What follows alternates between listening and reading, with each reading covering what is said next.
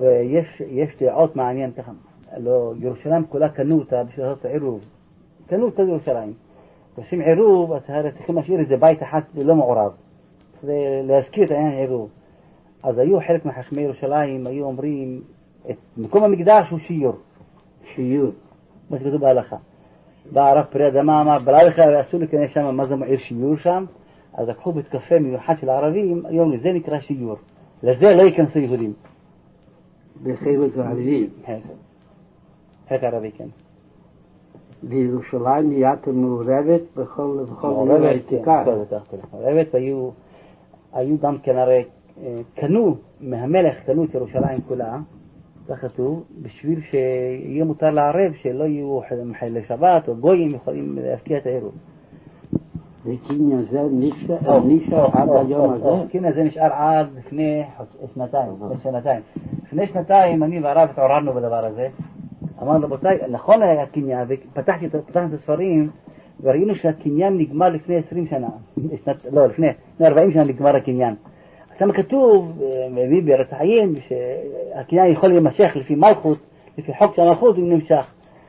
אז אנחנו רצינו לשים כל ספקות, אנחנו הזמנו, קנינו את כל מדינת ישראל. מי? משרד הביטחון, משרד הביטחון, לא, זה הפנים לא. משרד הביטחון, שר המשטרה. הוא שר המשטרה? ואז היה שר הפנים גם כן. וכך עושה ממשלה חדשה. אז לפי החוק זה הולך.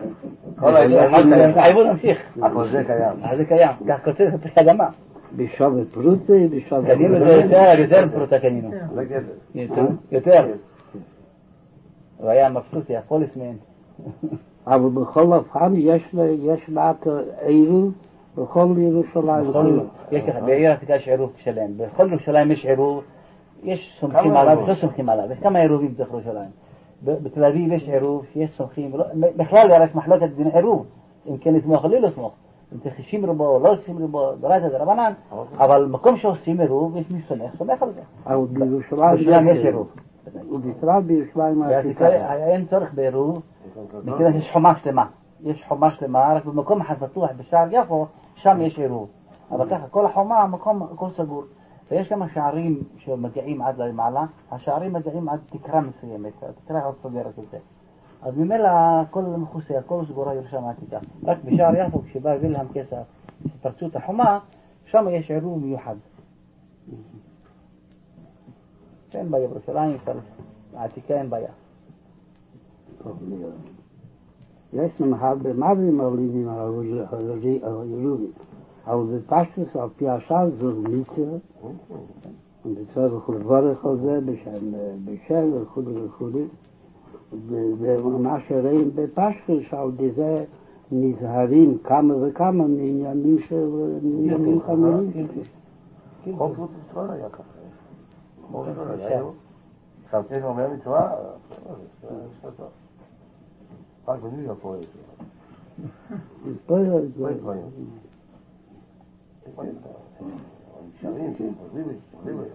יש מבית גם בחוץ לארץ, לא רק בארץ ישראל.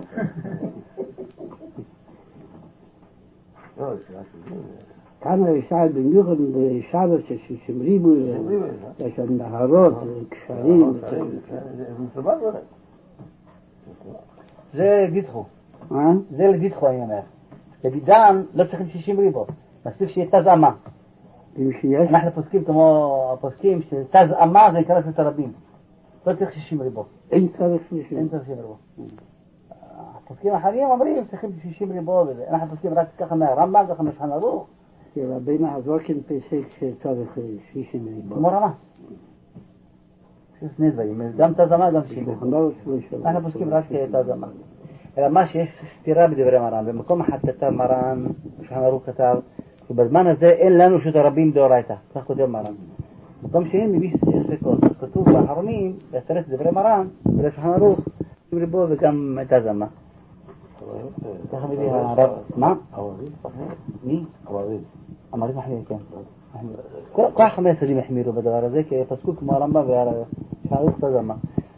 רק הרב ארץ החיים שתהון הביא, שנהגו להקל, להניח להם בישראל, יש מדעמה שאומר שצריך שני דברים, גם 60 ריבות, גם דזמה, נח להם לישראל.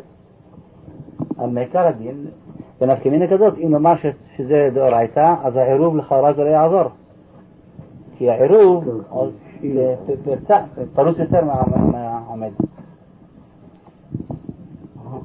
יש בירושלים דבר יפה, בשם החדשה.